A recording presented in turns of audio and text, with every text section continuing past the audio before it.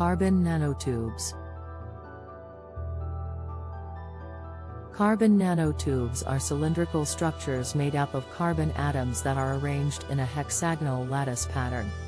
They are incredibly small, with diameters on the order of nanometers and lengths that can be many microns long. Carbon nanotubes have a number of unique properties that make them attractive for a wide range of applications. They are extremely strong and rigid, with a tensile strength that is many times greater than steel. They are also very lightweight and have excellent electrical and thermal conductivity. There are two main types of carbon nanotubes, single-walled and multi-walled. Single-walled carbon nanotubes consist of a single cylindrical layer of carbon atoms, while multi-walled carbon nanotubes consist of multiple layers of cylindrical carbon structures nested within each other. Carbon nanotubes have a wide range of potential applications, including in electronics, energy storage, composite materials, and drug delivery.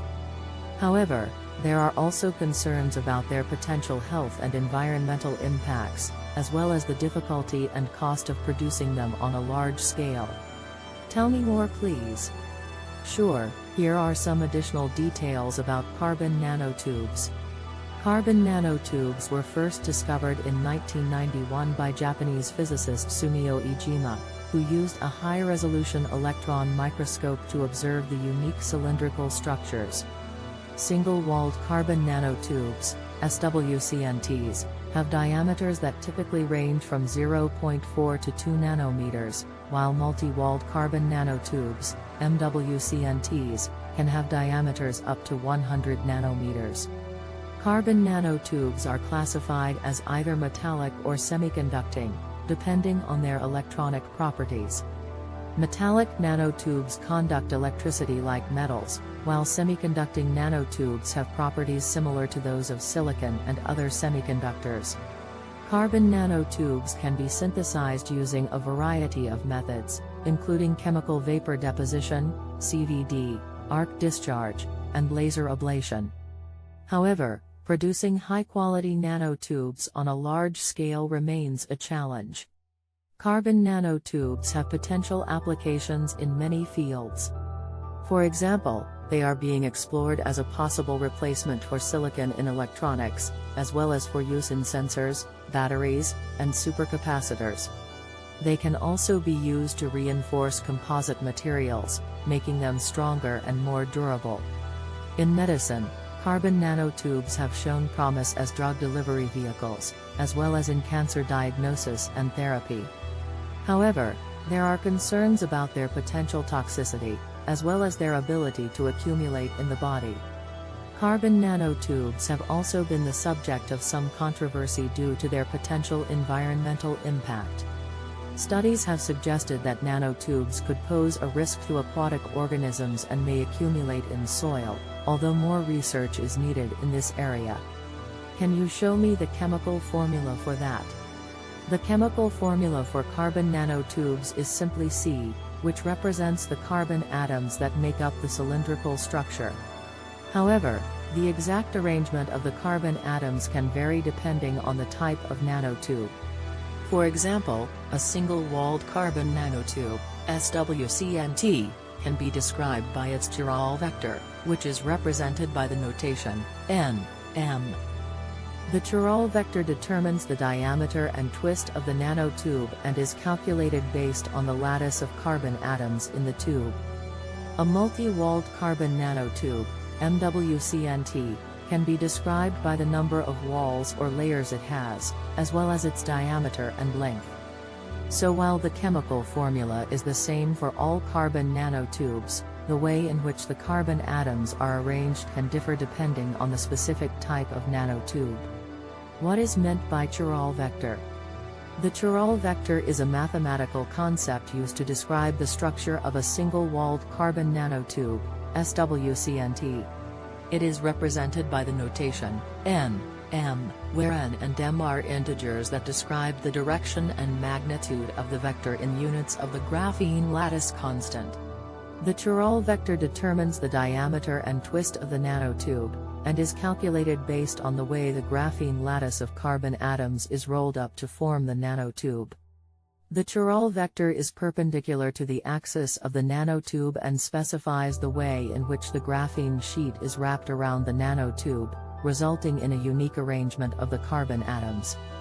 For example, A 5,0 SWCNT would have a diameter of approximately 0.67 nanometers, while A 5,5 SWCNT would have a larger diameter of approximately 0.95 nanometers. The chiral vector also determines whether a SWCNT is metallic or semiconducting, with certain values of N and M resulting in metallic tubes and others resulting in semiconducting tubes. Overall, the chiral vector is an important concept in the study and engineering of carbon nanotubes, as it determines many of the unique properties of these nanomaterials. Can you show me more on the calculations involved with the math? Sure. The chiral vector of a single-walled carbon nanotube, SWCNT, is a vector that describes the direction and magnitude of the rolling of the graphene sheet that forms the nanotube.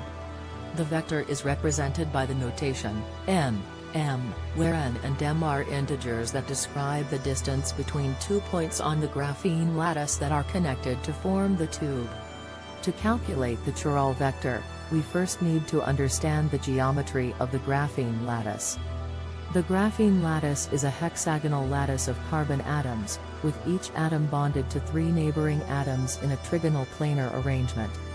The distance between adjacent carbon atoms is known as the graphene lattice constant, and is typically taken to be 0.142 nanometers. To obtain the chiral vector, we need to choose 2 points on the graphene lattice that will be connected to form the tube. The distance between these 2 points is given by vertical bar NA1 plus MA2 vertical bar, where A1 and A2 are the basis vectors of the graphene lattice, which are given by A1 equals sqrt3, 2, A0I plus half, A0j, A2 equals sqrt3, 2, A0I, half, A0j. Where A0 is the graphene lattice constant, I and j are the unit vectors in the x and y directions, and sqrt3 is the square root of 3. Once we have the distance between the 2 points, we can calculate the diameter of the SWCNT using the formula D equals vertical bar NA1 plus MA2 vertical bar, pi, where pi is the mathematical constant pi, which is approximately equal to 3.14159. Finally, we can determine whether the SWCNT is metallic or semiconducting based on the values of N and M. A SWCNT is metallic if N, M is a multiple of 3, while it is semiconducting otherwise. This is due to the unique electronic properties of carbon nanotubes, which arise from the quantum confinement of electrons along the tube axis. Overall, the chiral vector is an important concept in the study and engineering of carbon nanotubes, as it allows us to predict and control their properties based on their geometry. Okay, that just blew me away. Start from the basics. Sure, let's start from the basics. A carbon nanotube is a tube-shaped material made of carbon atoms. The carbon atoms are arranged in a hexagonal lattice, similar to the way graphite is structured. However, in a carbon nanotube, the hexagonal lattice is rolled up into a cylindrical shape. The diameter of a carbon nanotube can range from less than 1 nanometer to several tens of nanometers, while its length can be several micrometers or even millimeters. Carbon nanotubes can be single-walled or multi-walled, depending on the number of layers of carbon atoms that make up the tube. Carbon nanotubes have unique physical and chemical properties that make them attractive for a variety of applications. For example, they are incredibly strong, lightweight, and flexible. They also exhibit excellent thermal and electrical conductivity, which makes them useful in electronic and energy storage devices. The chiral vector is a concept used to describe the structure of a single-walled carbon nanotube. It is a vector that describes the direction and magnitude of the rolling of the graphene sheet that forms the nanotube. The chiral vector is represented by the notation n, m, where n and m are integers that describe the distance between 2 points on the graphene lattice that are connected to form the tube.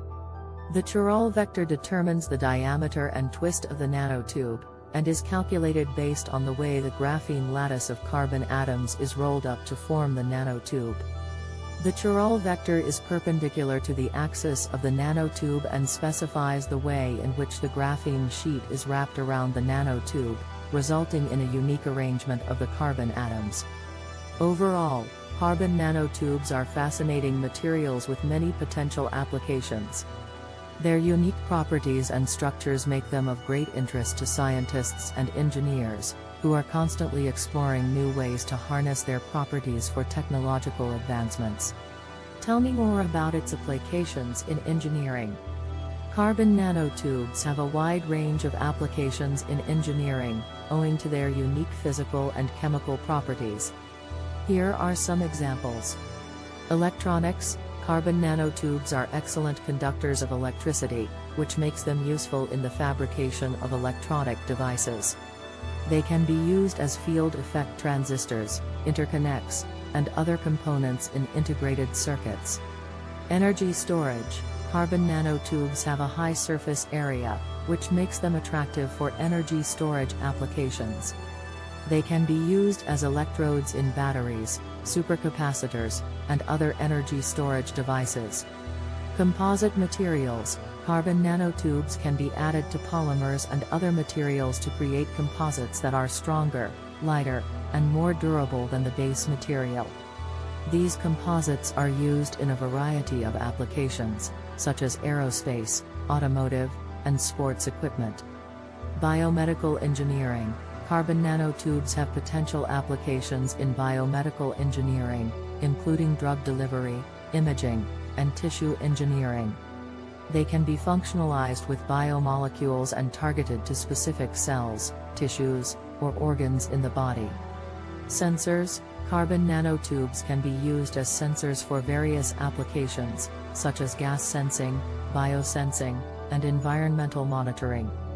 They can detect changes in electrical, mechanical, or optical properties in response to external stimuli.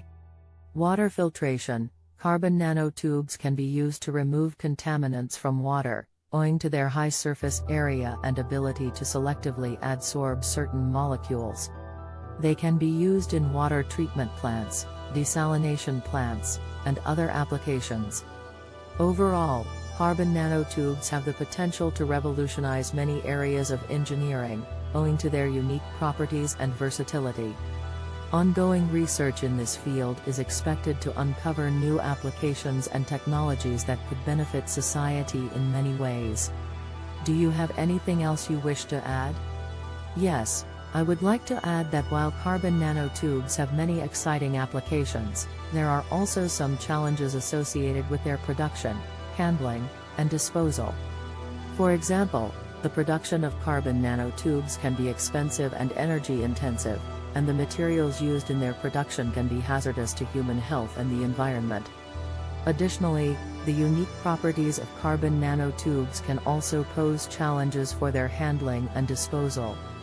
For example, their high aspect ratio can make them difficult to filter or remove from the environment once released. As with any new technology, it is important to consider the potential benefits and risks associated with carbon nanotubes, and to take steps to minimize any potential negative impacts. Ongoing research in this field is focused on developing more sustainable and efficient methods for the production and use of carbon nanotubes, as well as on assessing their potential impacts on human health and the environment. If you have found some value in this video, please like, comment, subscribe. Thanks for watching.